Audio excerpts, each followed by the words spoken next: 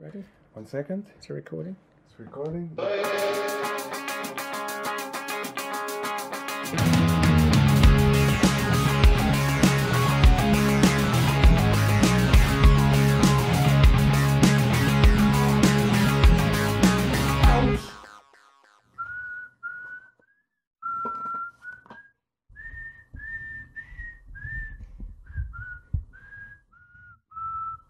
Ah, hello, David. Ready to talk about the US Open?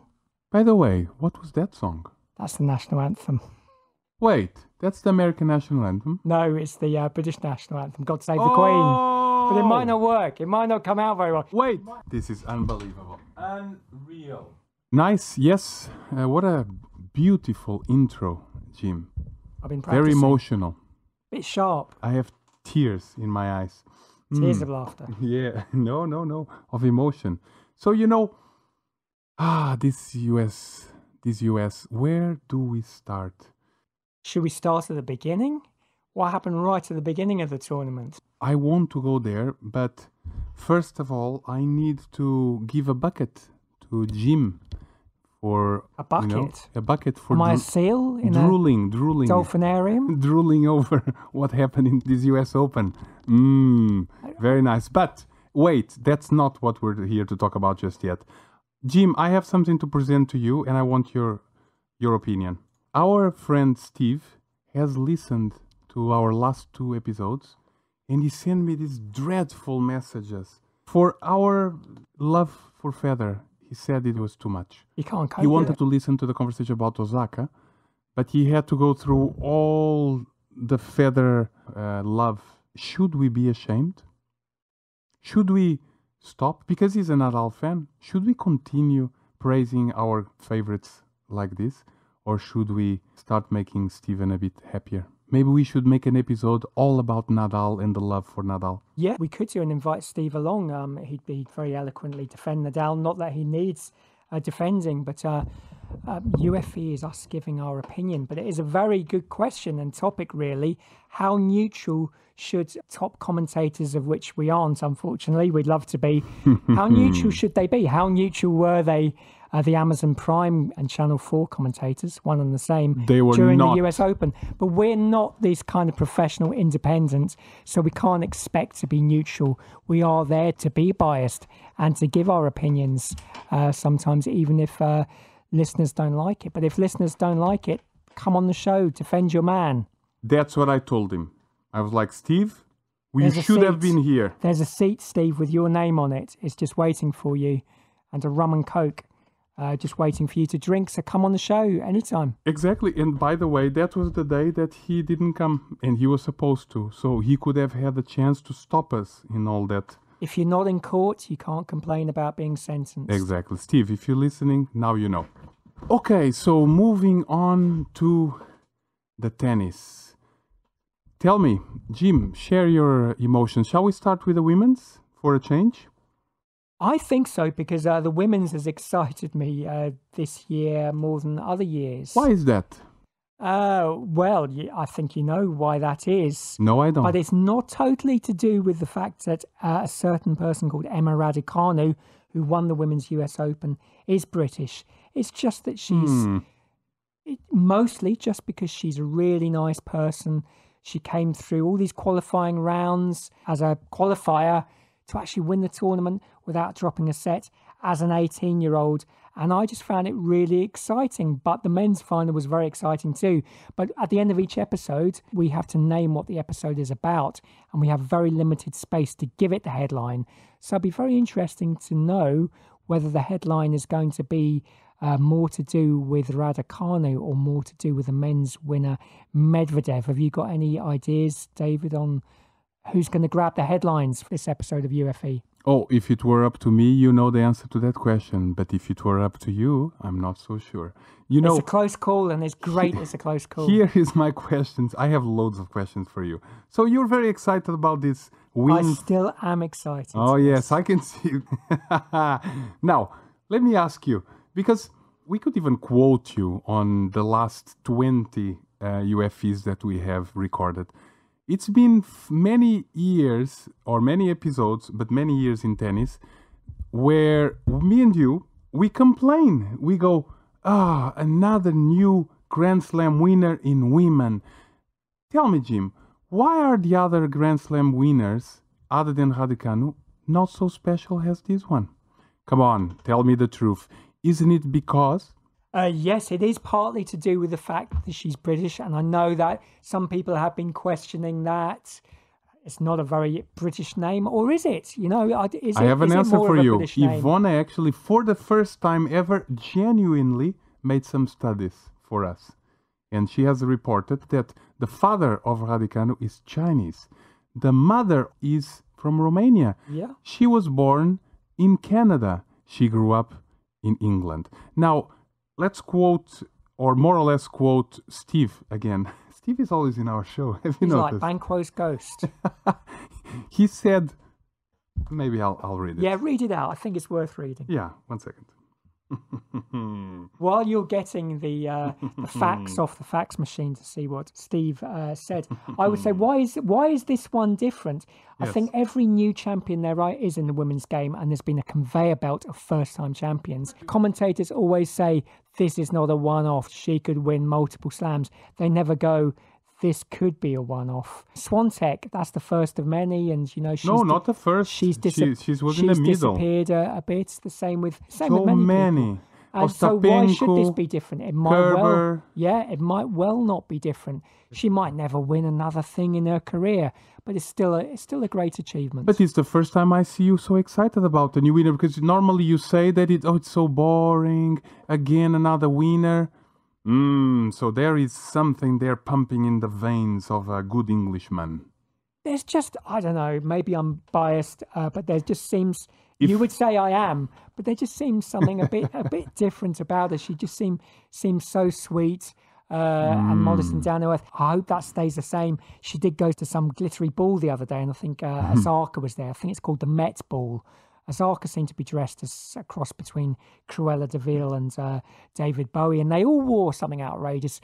What Emma Raducanu wore reminded me of my granny's old curtains from the 1980s. Oh, so she's kind of old-fashioned, huh? Yeah, so she's already on the red carpet wearing quite outlandish things. Guys, just to remind you, we're not now talking about Raducanu's tennis skills. We're talking about her clothes and fashion. It's not just a tennis This is wonderful. podcast. Outside the tennis courts, which is even better. It's not just a tennis podcast. I love it. Jim has been doing his homework. I'm into tennis fashion, so this is good. But have you found Stephen's Yes, I text? did. But that's good. So here's a quote from... Yes, she's exactly the kind of immigrant half of the population want to not be allowed in the country. Yet, suddenly, she has the full country support when she's doing well. Now, this is a very complex question. I'll add something that Ivona also added to this quote, which said, or her parents. If it was not her parents were this type of immigrants. We just voted to leave the EU. 52%. 52%. So, why is Raducanu different? Oh, I mean, I'm not a political expert, but I don't know if it was because they don't want immigrants here. I'd imagine there's a variety of different reasons, but I think even Nigel Farage would say we just want to control immigration. God, I've never thought I'd be defending Nigel Farage. Look what Raducanu has made of Jim. It's very dodgy territory, and I know people get very worked up about it. Yes. But I think a lot of people who voted to leave, do want immigrants here, but they just don't want anyone who fancies coming over here to come here. But it's a very emotive subject. Gary Lineker, you've heard of Gary Lineker? No.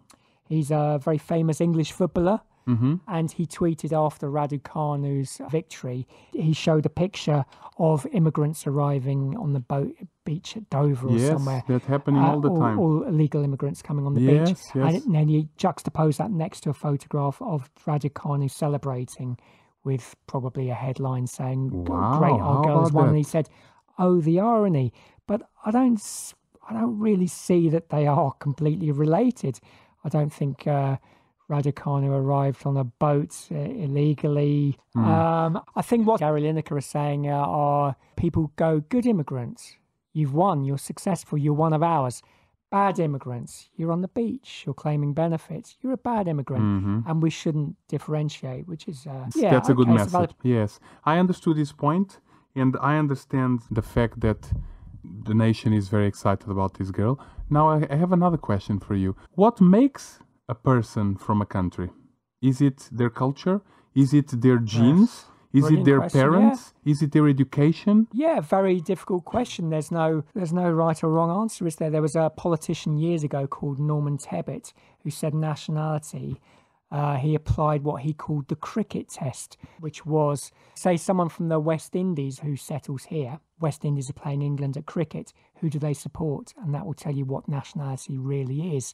But I think it's more complex than that, isn't it? Of course. You might be down the pub supporting Portugal, but it doesn't mean that you have no right to be in this country at all. And you could also consider yourself English, but still be cheering on Portugal in the pub. And so what if you're cheering Portugal down the pub? So it is a complex thing.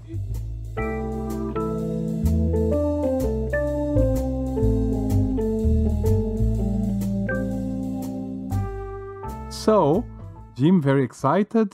Finally, a new woman won from Great Britain. Now, tell me, do you think she has the ability to go and now take over the world? Is this finally someone that is going to stay there and win multiple Grand Slams?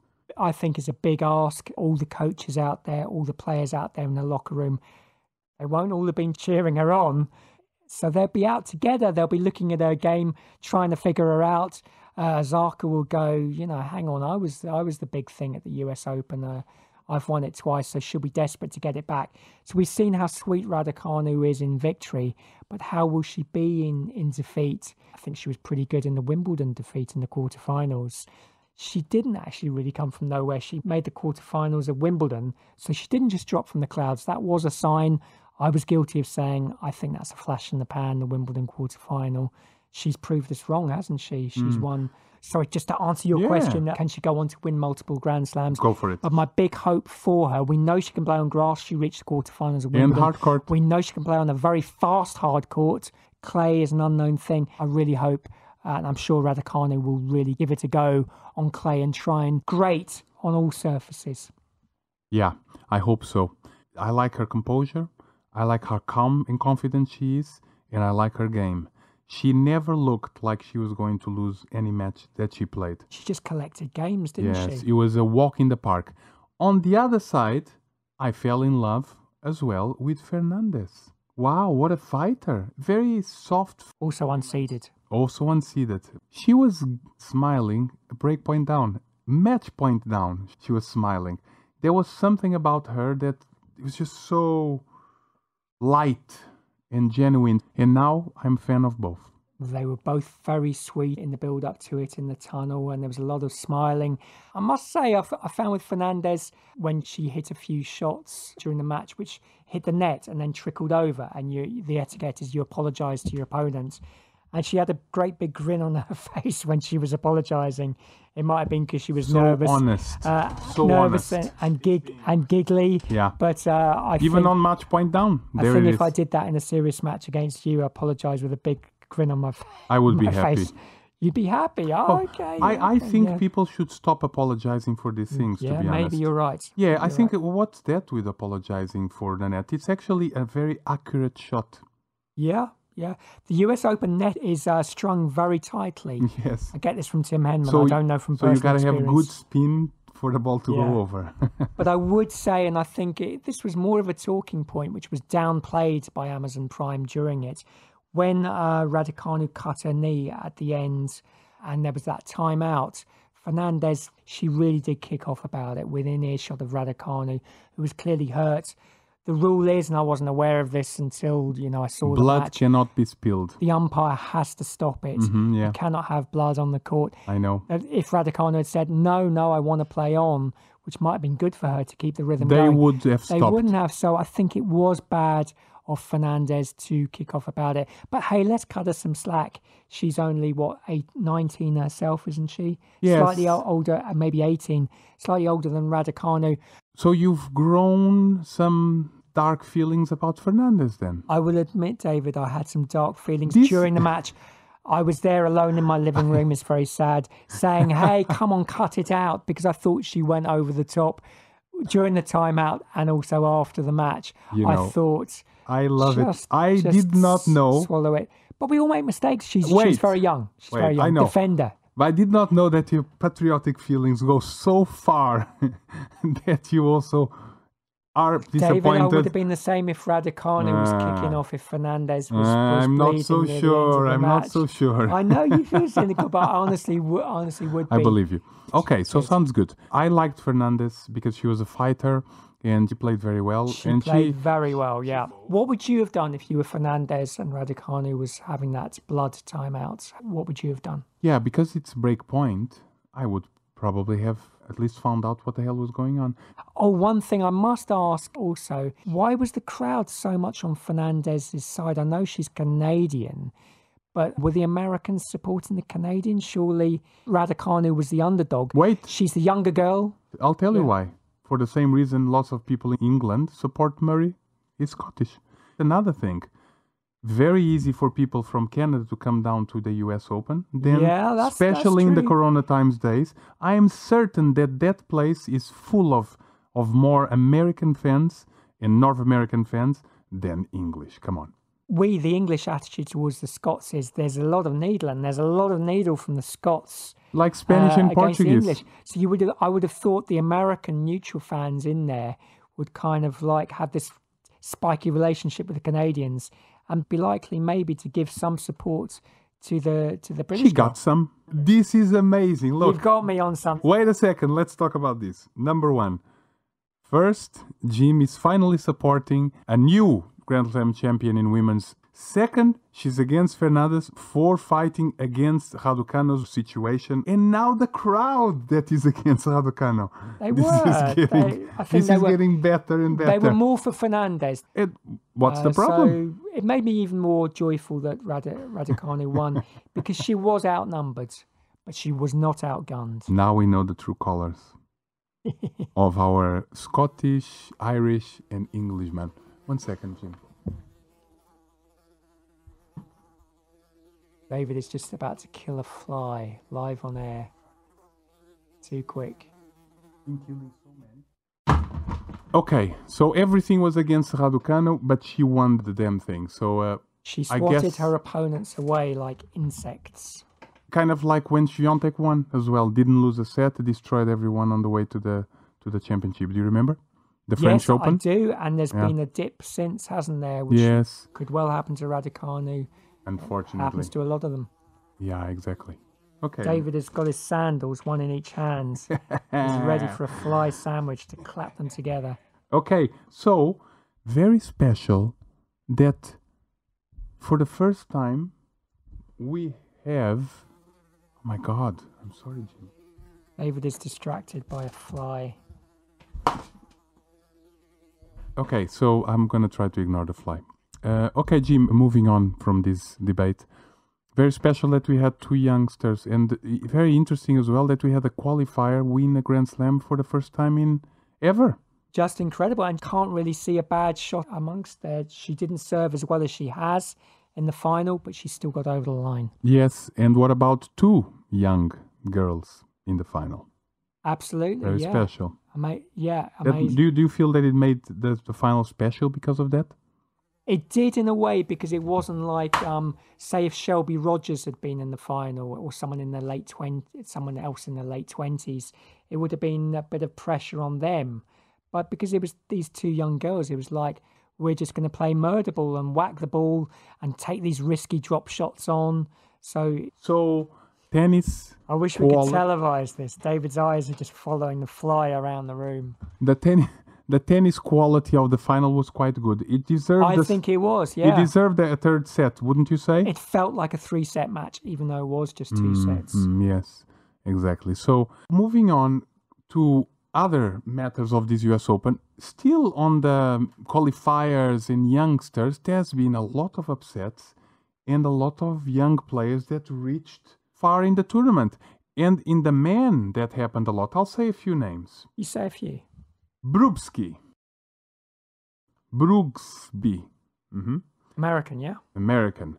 Harris? Yeah, Harris. Lloyd Harris? Lloyd Harris. Headbanded American, yeah? Yup. No, not American, actually. No, so forget Lloyd Harris, he's 31. No, but no, don't forget, he's actually never reached, so a lot of surprises. He's from South Africa, by the way. I didn't know he was that old. Is he the one who threw the water on the court? Yes, against Zverev.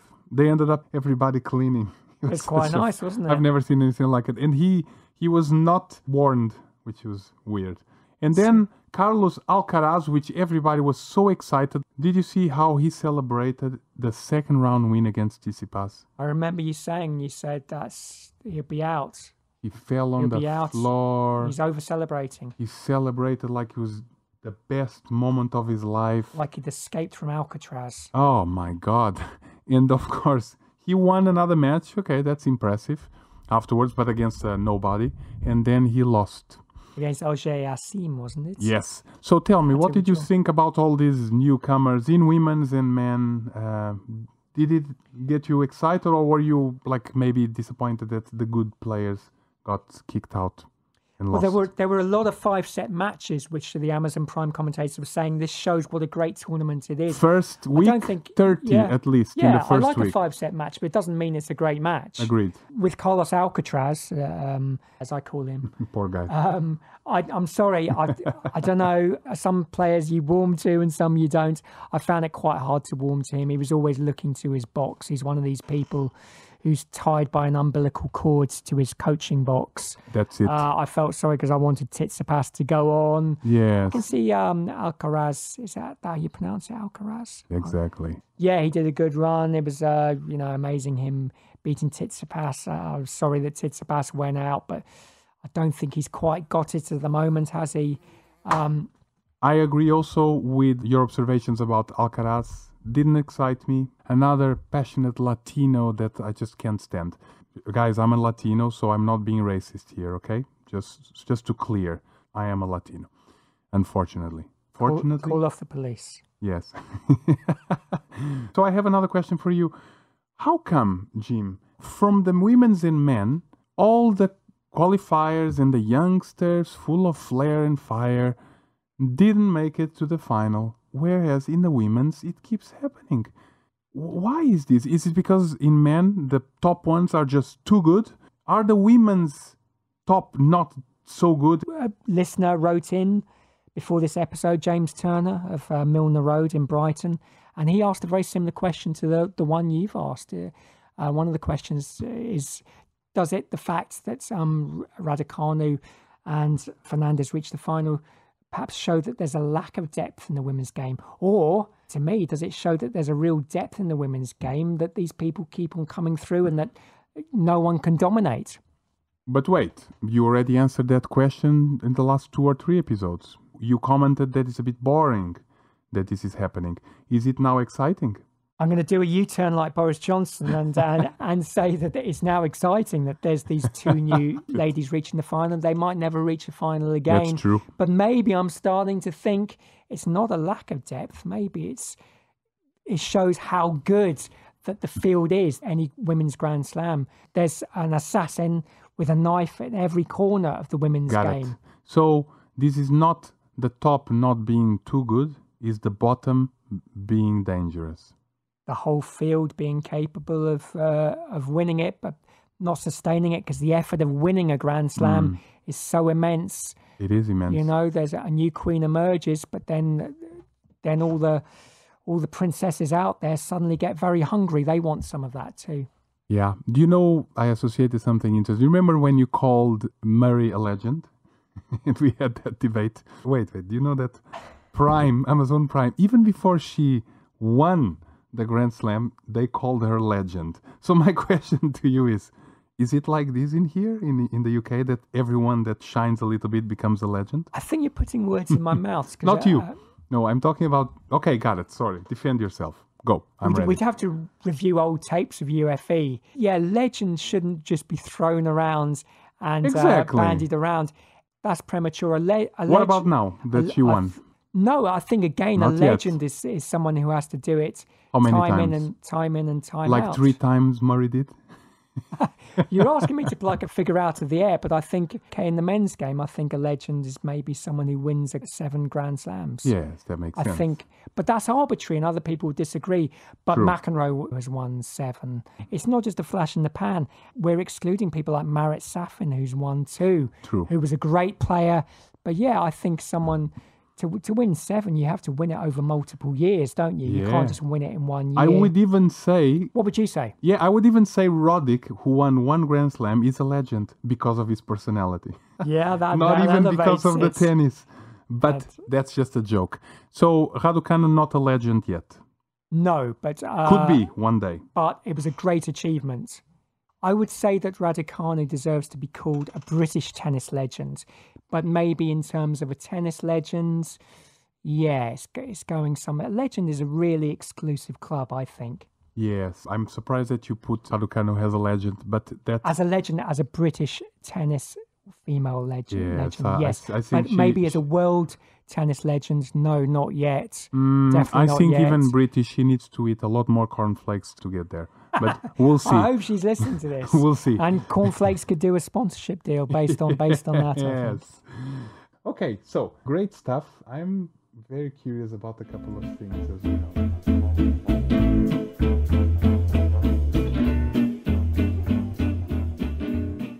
I was a bit disappointed when Barty lost because I was actually excited about somebody starting to finally dominate the women's tennis. Did you feel that a little bit? Definitely. I really like Ash Barty. I think she's a bit different.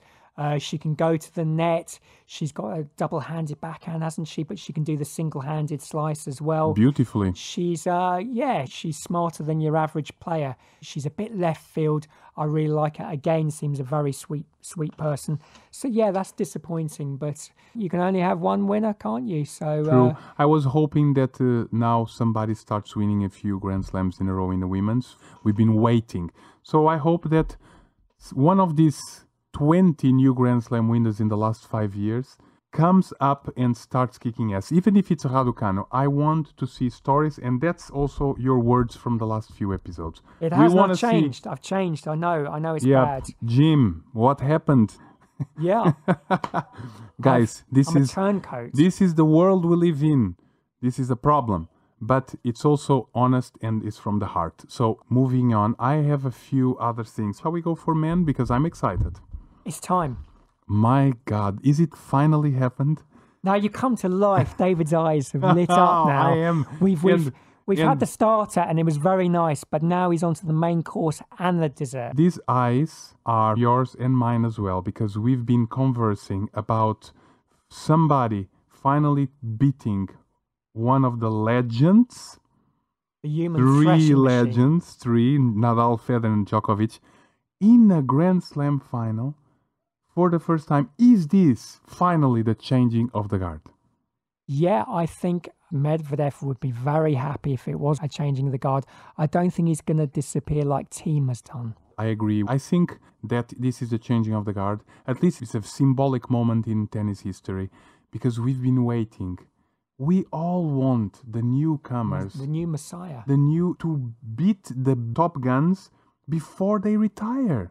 While they're still at their best. At their best, and Djokovic, he was going for history. How poetic is it that it's Medvedev, the one that started by being hated in the US Open a couple of years ago, and then took the crowd hearts by being confident about who he is. Like McEnroe at Wimbledon years ago. Yes, and then beats Djokovic and ruins the party.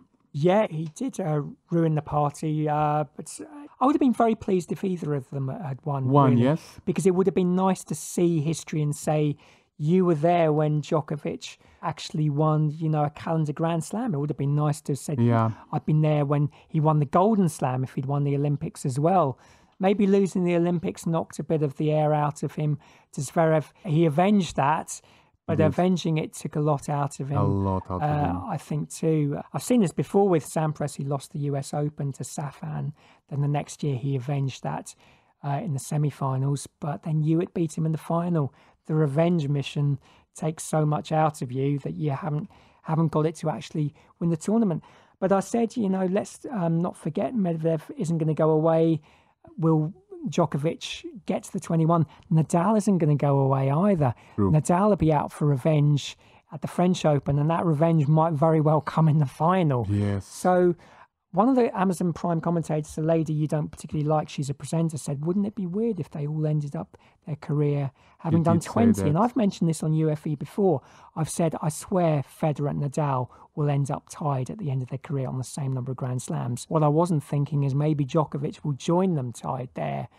It's not impossible. Yeah, so they should fire that woman, by the way. I'm so tired of watching her and listening to her talk. I like the way she was dressed for the ladies' final. But, okay, so it would be very, very special for all of them to finish at 20 Grand Slams. Do you think it's a changing of the guard? Yes, definitely. And I think Medvedev now found the confidence that he was looking for to win more. So he is going to be the one. And Zverev. Okay, so they're going to be the rivals, you think, in the next couple of years? Will Djokovic be there with them? Yeah, I think Djokovic is not going away. I think Djokovic is still going to get a few more Grand Slams. The problem with Djokovic this final is that it was overwhelming. The whole week was intense. He was mentally exhausted. It was not even physical, because we all know Djokovic can find extra energy whenever he wants. It's the mind.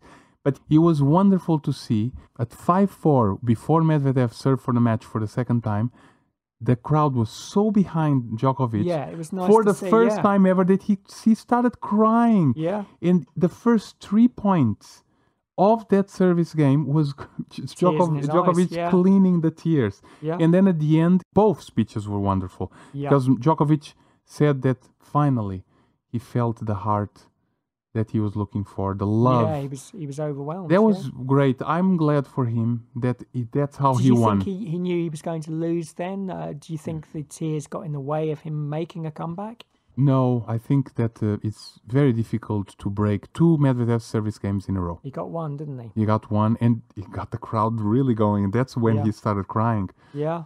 And then also the speech for Medvedev was very special. And he called Djokovic right there, the greatest of all time. Yeah. Do you agree? Oh, now that's the $20 million question, isn't it, really? Djokovic has never won the Olympics, has he? No. He's dominated more than Nadal and Federer have. And he's dominated at a time when Nadal and Federer were still on top. Absolutely excellent. He's gone into Nadal's house and burgled his house. And French Open, which I never well. thought he'd be able to unlock that house and steal the crown from it. Wimbledon. So these are all amazing achievements.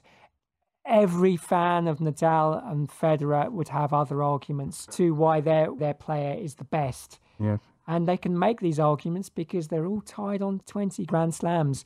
You wouldn't have been asking me that question probably if Djokovic had won that 21st and got the I would ask you the same, but maybe and you if would you be had more asked clear. me, I would say, definitely. We can't even because of the don't 21. even ask me that question. But because he hasn't done it, I think it's an entirely valid question. Yes, and that's where it hurt a lot for him, because that's why he lost, in my opinion, because this meant everything to him. It meant that he was going to be 21, top the other 2, and the only one out of 3 men that has won the calendar Grand Slam, and everything else. It would have been the ultimate moment in his career, and he lost that opportunity. I've dodged your question, haven't I, really? So I've got to give an answer to your question. Or no? Is he the greatest? No, and I will follow that up very briefly by saying, for me, Federer is still the greatest, but I know people will be very annoyed by that opinion, but I'd say he's the greatest because really he started this arms race. It was because of his brilliance. Nadal was so brilliant, and Djokovic has had to be so brilliant, and he's hung on their coattails all these years. Will Djokovic and Nadal be as good as Federer was at 38? We'll find out soon, maybe. Will Nadal carry on playing golf tournaments and winning them as he did during the US Open? My God, man, there's a US Open on. You're tied on 20 Grand Slams. What are you doing playing golf? I guess he was injured, so he can play golf. I hope Stephen's not listening to this episode. I'm sure he isn't. Well, I think if there was a meteor that hit Earth now and everybody died, Djokovic would be, for me, the best of all time. Because he is better on every department except more Grand Slams or the medal at the Olympics. Yes. He literally, and like you said... Federer hasn't won either. Yes, and like you said, he's been dominating. I think Djokovic is the best of all time, and I agree with Medvedev. Yeah. Zverev. What do you think about what he did? I think he's improved so much over the past 2 years. Up here? Yeah, up there, definitely. From someone who I would fancy dragging into a 5-set match on a public court. He would just get involved in these street fights, but not anymore. He is coming through those matches comfortably. The Olympics was a great mental turnaround there. I don't think he should be too ashamed of his US Open performance. It was amazing. He pushed Djokovic very, very close. Did. I think Djokovic said of anyone who deserved a Grand Slam, it's Medvedev. I think Zverev would be very Good close. words. Very close behind in that assessment. Possibly he deserved it as much as Medvedev too. But hey, Medvedev is the one who did it, whereas Zverev couldn't quite do it. Maybe Zverev softened up Djokovic a little bit for that final, but Medvedev, amazing, unorthodox player. Yes. Great achievement. You think, what's he doing? That's a wonky take back for that shot. Yes. But he would just skewer it It's into a incredible. corner you didn't really even think was there on a tennis court. Yeah. Finally, we have a new favorite. The same for me, you and Steven. We're all fans of Medvedev. We're all fans of Medvedev. Yeah. Finally, is this going to be the culmination of tennis friendship? Finally? Because it's been a war. He hasn't been around enough in the public consciousness for the man on the street to have an opinion about True. him. Yes. I think I would be interested to know what my non-tennis friends make of him, because, you know, Djokovic didn't seem that popular to some people on the street who didn't know anything about tennis. Maybe they were copying the media who kept on going, oh, he's not popular. And saying someone isn't popular does make them unpopular to a certain extent. So I'd be very interested to know what someone who doesn't follow tennis thinks of Medvedev. True. Now his name is going to be out there. Definitely. Did Yes. you like his celebration? You know how all the Grand Slam champions drop to the floor? And I've read about this. It's a natural reaction, actually. The body drops without even you choosing for it to drop, because you're so released from the intensity that it just drops. Finally, somebody dropped, but consciously. On their side. On the side, and it's a fish celebration on FIFA, Yeah, I which is a didn't football. understand. So it was explained. Well done to the Yes. commentators for explaining that. Yes, and he explained that also in the interview. He did. It was the final bit of his speech. And I noticed he didn't go up to his box, did he? All the No. players climb up. They go on a little So tour. stylish. And yeah, he didn't. And No, he even told yeah, did you see them that? to stop celebrating out that. of respect for Djokovic. Yeah, I missed that. But yeah, good. And he didn't seem to have a big. He had his normal entourage. It's not a big entourage, No, is it's it? a very small Whereas one. Djokovic has his kind of gang. And doesn't he? Federer as well. Yes. Yeah, and Federer has the Federer has celebrities in the millions of box. people. Yeah, so I'm in favour of small boxes. I understand, yes, because Radu won. But I've always liked. I'm small- joking. I've always liked. I'm small joking, I'm boxes. joking. I agree Maybe with you. one day a player will win and have no one in their box. Yes, it's true. Yeah, I like him. I really like him. I love watching his style. Yes, it feels like Medvedev is that player that the only person who can stop it's himself. Yes, If he wants to but win he more, will fight himself, try and get through it like on yes, clay. exactly. And kind of- when he finally embraced the French Open, look where he got him. Quarters, Yeah, and was I hope. it? I Or think it was fourth the round? semi-finals. Yeah, semi-final. actually. Insane. He lost to Tsitsipas in the You see, or there was you that go. Zverev? We'll have to check that out. But I he don't got remember quite anymore. far. He got quite Same far. as Yes. same as at Wimbledon, I think he Yes. got.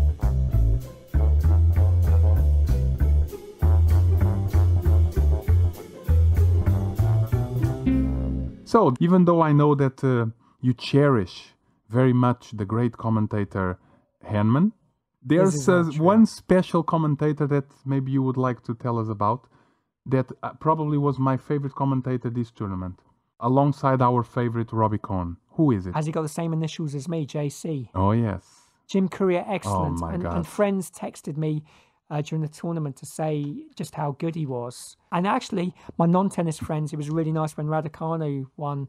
They were all texting to say, "Oh, how magic! That's really good." And I didn't get that when Mandy Murray won Wimbledon. So she's captured the imagination maybe in a slightly different way to Andy Murray. But yeah, sorry, your question, I've forgotten what it was. This is unlike me. I don't know what's got into me. I asked the question about the commentator ended up in Raducanu and Murray. I don't know how he got there, Jim, but All roads lead to Murray. so Great commenting, yes. You sent me a very good message. Was your favorite commentator this tournament? And why was not Robbie Connick with Jim Courier in the final? What was Tim Henman doing there? He's been relegated, I think, because he's so full of beans. I do wonder whether Amazon Prime kind of go, okay, he's just so up for it. He's not serious enough for this serious occasion. He's the most serious of them all. I suppose they wanted the British element there. Ruzeski and Henman, maybe a bit more. That's fine. But like you, I miss him. I think he's great. He's brilliant. Some of the comments he came up with during the tournament were like almost scripted. Here's the best quote of all time. Yes, you do it. I think if there's the top 10 tennis quotes of all time, this is in there. Tell me if I'm wrong. He said, "Water covers 70% of the planet. Djokovic covers the rest." Absolutely brilliant. Do you think he thinks of these on the spot? On the spot. Has he got a script writer? On the spot. I think he's a natural. I would have thought Djokovic more coverage than Vodafone, but it's not as good, is it? No. He's got the knack. Oh man, this guy should be in every Grand Slam final. I don't know what they're doing. I think so. It's a real shame. What's their problem? But at whose expense? You can't have everyone in the commentary box. So who would you get rid of? Tim Henman, man. Yeah. Jesus, he's gotten better. He has I give him a very props. low bar. But there's no comparison. Jim Courier and Robbie Connick together in a... Oh, man, it would be You asked me during... I think I said to you during the tournament, Jim Courier's great, and it's unusual because great players often don't make great commentators. Yes. And Jim Courier was a very good player. I think he won 6 or 7 Grand Slams. Very good player, yes. He was better than Agassi at one stage. Yes. But he just lost interest in the game. He started reading books at changeovers during tournaments. Yes, exactly. So he underachieved, a bit like Mats Wilander. He seemed to lose interest in the game. And it's a shame because he could have gone in to get double figures in Grand Slams. Yes, exactly. So an underachiever, but he's got this zest for the game back. You can tell he loves it now. Yes, he's amazing at commenting. Every time he was commenting, I couldn't skip. I needed to listen to what he was going to say. Okay, a few more things. So overall, I felt that this US Open was very special.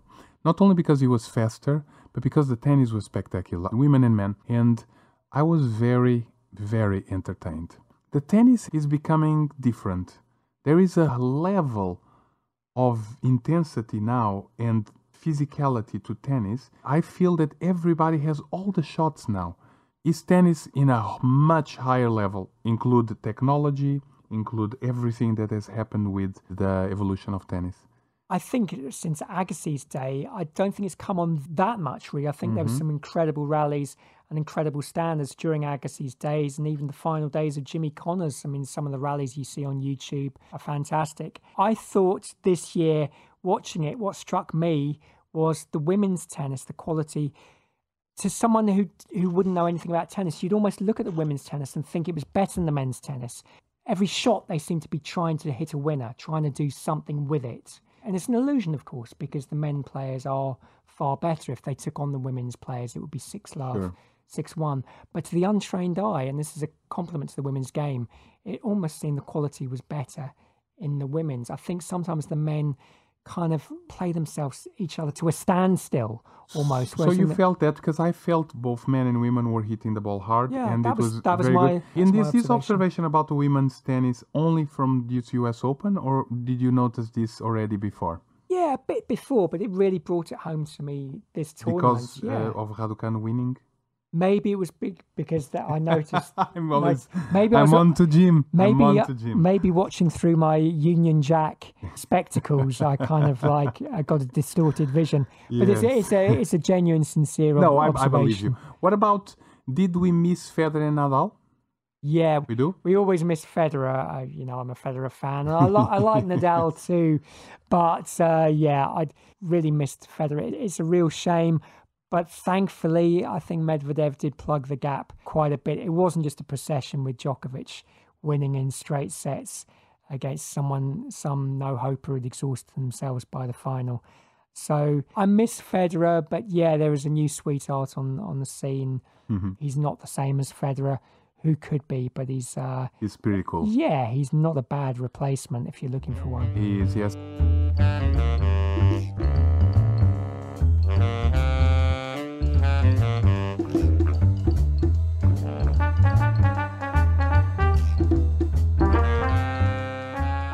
And I want to repair something I said in UFE ago. I said that the most entertaining tennis player in the world is Kyrgios. Yes. I stand corrected. Dustin Brown. Dustin Brown, yeah, I was watching some of his YouTube clips recently.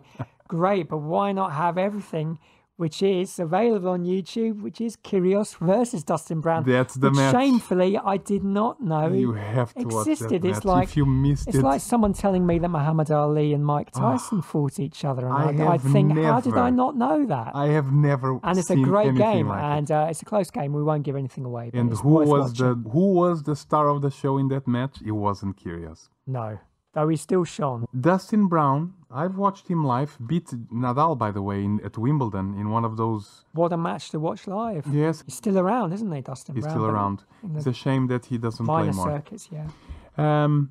So, one final thing I wanted to comment on this US Open, and I want your thoughts as well, is if there's a tournament that has the best clothes of all the tournaments, it was this one. Oh, now you're talking. Now Oh, we're yes. back to fashion. Give me examples. Halep with a beautiful yellow dress. Lots of women were like blue and green, and it's kind of like almost like Lego clothes. I loved it. That's good. I'm trying to think. Fernandez wore in the blue final. and Was that yellow? Yes, the ball girls and boys were beautifully dressed as well. Yes. Oh man, I would give a special mention to Feliciano Lopez, but I always like his clothes. Maybe it's because he wears clothes well, but he was wearing, very nice outfit. even Djokovic was so nicely dressed with Yeah, he some was. blue and then some stripes. Even Jamie Murray, Even doubles Jamie Murray. players, Yes. wore very nice, colour coordinated. He was wearing the Yes. same shirt. His shoes spoiled the outfit. Unfortunately, they were not. They were not the always same shade of spoil. blue. They always not spoil the with the same shoes. shade of- What's wrong with tennis Shade players, of man? blue. I'm not sure. Even Federer, who dresses so well, he always puts shoes Is it unrelated. as if to say, "Hey, I just threw these on," so you're not totally coordinated? Ah, it's Is it to make out that you're being casual and like yeah. planning hasn't gone into this? Yes. Although it has. Oh man. Anyway, anything else you want to comment on this great tournament that was Yeah, historic? I would say I'm still not sure about the music they play during the US Terrible. Open. It's kind Terrible. of incidental music. And very this loud. This is a tennis thing we've got here. I love music, but I find it distracting. I love the Amazon Prime coverage, especially because there's no adverts. They stay with them. You Very don't have good. that awful repetition of adverts. Very but good. I would say that, I don't like the music. And it'd be lovely to end this episode, David. We ended last episode with a song of mine. Mm-hmm. Let's end this episode with a song of yours. Ah, but I have nothing. I have nothing. I am songless. What a note to end on. I feel sad now. Let me see what I can find. Oh, there's one last thing. From now on, we have a new gym. A revitalize. Is that the word I'm looking for? Revitalize. Regenerated. Regurgitated. Regurgitated. Gym. James Christie, because now we have a Grand Slam winner from the UK. Thank you for coming.